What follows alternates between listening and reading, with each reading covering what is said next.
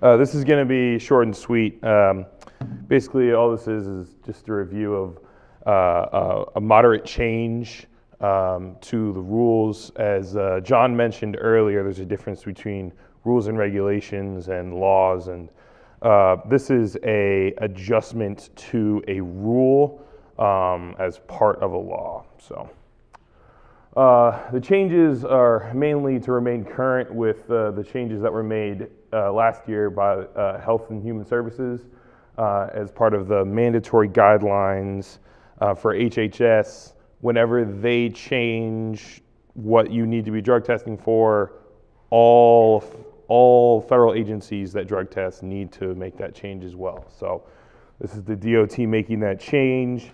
It's also an effort to combat the opioid epidemic, which is a serious problem across the country. I'm sure that many of you guys have had drivers that are affected or have known people that have had drivers that are affected. It's a very serious issue.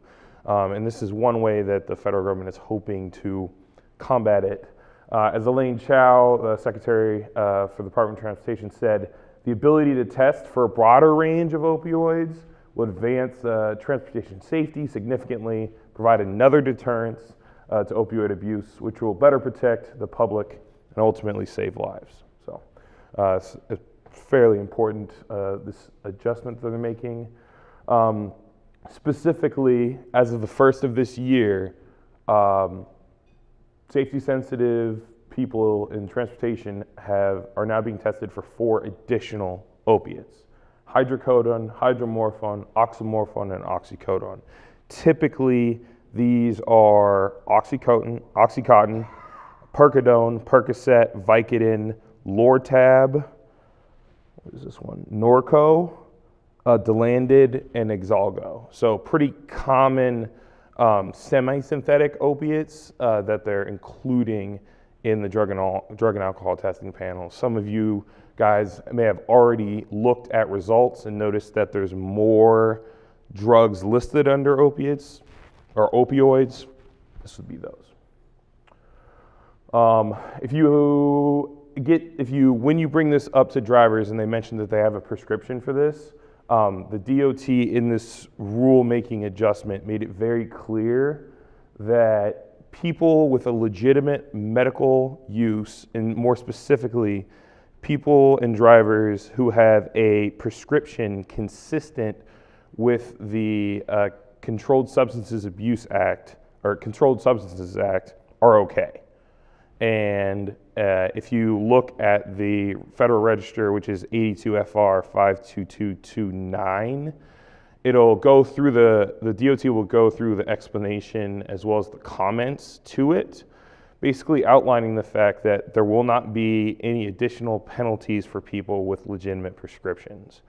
And that the only changes that are happening is that now this is another tool that MROs will be using to evaluate if people can operate these vehicles safely. But what they made very clear is the MRO is not permitted to question whether the prescribing physician should have prescribed the substance. There's some legalese stuff that's mentioned in the Federal Register about expanding the time limit that a MRO can have to communicate with a prescribing physician, but that's not really something you guys need to worry about. Having the prescribed amount show positive in the test still may not result in a positive test. MROs still have the ability to, after contacting the driver, getting a list of prescriptions, contacting the prescribing physician, can still modify a positive lab result to a negative test result. It's super important that you guys have conversations with your drivers, if they are using opioids, that they're following the prescription very diligently. There is an assumption that costs will go up, but it's extremely marginal. On average, they're assuming that DOT-regulated tests will only go up by 30 cents per test, which basically turns into about just under $2 million. So that's not a major change. MRO costs are also assuming to go up slightly because they are assuming that with these changes, it will increase the positive rate by 1%.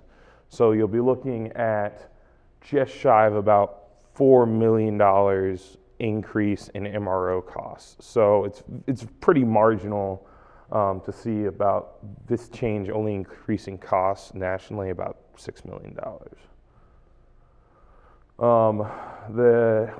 With this change, they've also changed some of the concentration levels. You'll notice also under amphetamines, they're no longer testing MDEA as an analyte.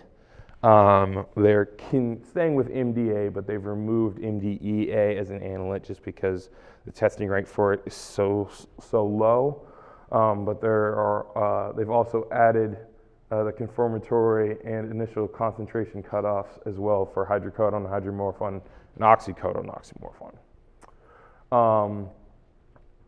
The biggest impact that they're anticipating is that the number of positive results is going to go up. Currently sitting about just shy of 1%.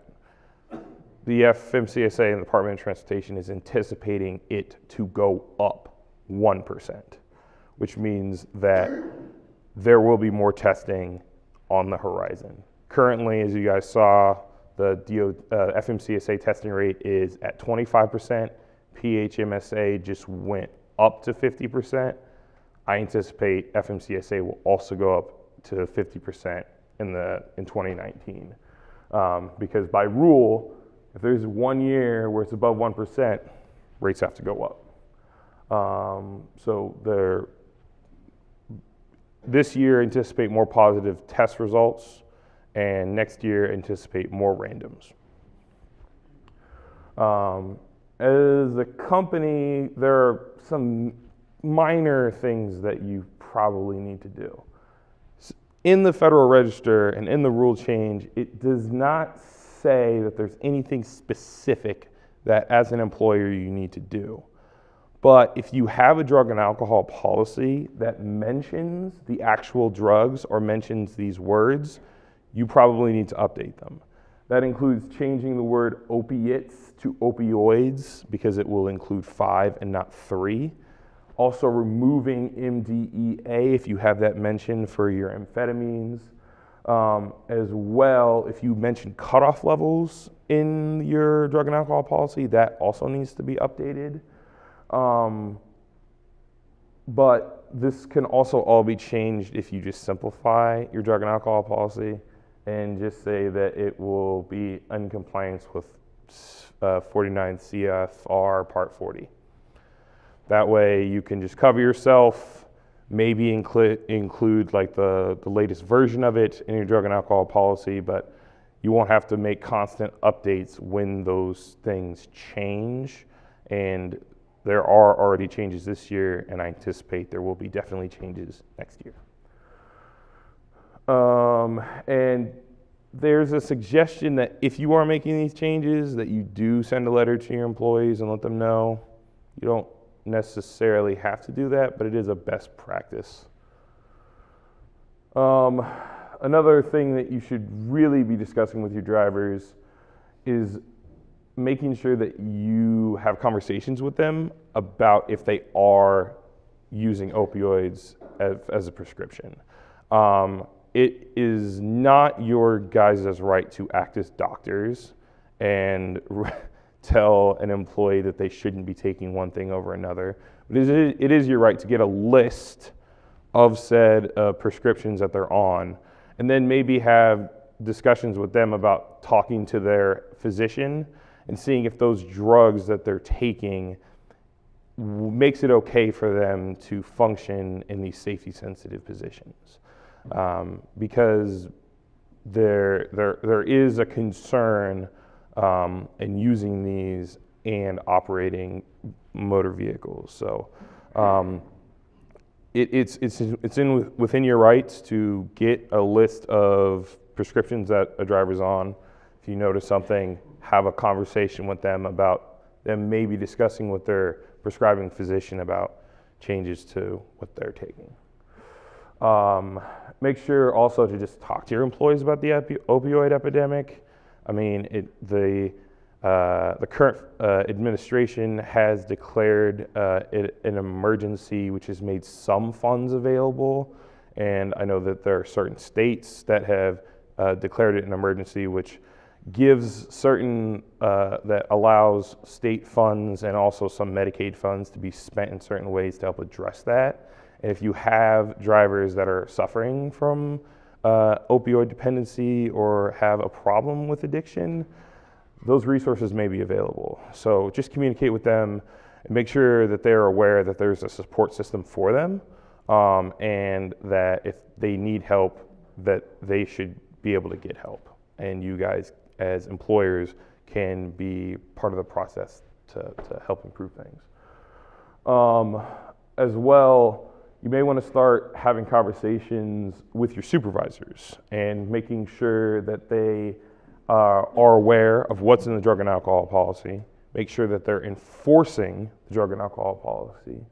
And then if they're aware of some of the ins and outs of Part 382 and Part 40 in regards to reasonable suspicion, what counts as reasonable suspicion, what doesn't count as reasonable suspicion, what sort of training they need to have to be able to identify if a driver appears to be under the influence of drugs or alcohol, and then how they can eliminate options to be able to ask for a reasonable suspicion test. And then to make perfectly clear that the drug and alcohol policy is something that needs to be enforced rigorously in order to stay compliant with the Department of Transportation. Just to mention, I did this presentation last year. I'm not going to do the whole presentation again, but in rules that are coming down the pipeline, still the Drug and Alcohol Testing Clearinghouse. It's supposed to come out in 2020. If you guys were not here last year to see the presentation, it's available online on our website. Not that specific one, but one in general. And this is gonna be serious. Still supposed to be coming. There has not been anything that I've read from the Department of Transportation about any delays, but it's supposed to go into effect in January 2020. There also hasn't been any word about if there has been any bids for any companies to set up the website, but just be aware that right now you need to start looking at changing some of your language in your driver qualification process, and be prepared to sign up with the clearinghouse when it goes live, probably sometime in late 2019. It's the federal government, so things oftentimes get delayed. Maybe this will get delayed two or 4 years, but it is coming. The comments are already in, the rules already made, implementation and the building of the site is what's coming next. So that's all that I have. Like I said, it'd be short and sweet. So if you have any questions, yes, Dave. How long does an opioid stay in your system once you take it? It depends on the amount that you take, how often that you take it, and kind of when you take it. Generally, the window is like 1 day to like 2 weeks. So for people that are using this for habitual pain, they're much more likely to test positive than someone that uses it off and on over a long period of time. Something that was explicitly mentioned in the rulemaking is that a legitimate prescription will not depend on the timing that it was prescribed. So if you have a driver that is taking one of these drugs for pain and the prescription's like a year old, that won't automatically be a positive test result. If they're just using it very, very, very rarely for pain, then it's still okay. The DOT determined that they're not able to they don't have the ability to make that sort of judgment. Only the DEA can do that, and they haven't. So that was a long tangential thing to answer Dave's question, but usually it's like 1 day to like 2 weeks. Again, it depends on the amount that the person takes, how often they take it, just sort of like every other drug. Yes, Joe? So the marijuana edibles and all that, you know, we're kind of used to marijuana. It used to be about 30 days to get out of your system, kind of fat soluble and all that kind of stuff. Is that kind of the same thing with the edibles? Is it kind of the same answer? It kind of depends on how much obviously how much you use, or is anything different with edibles? Yes and no.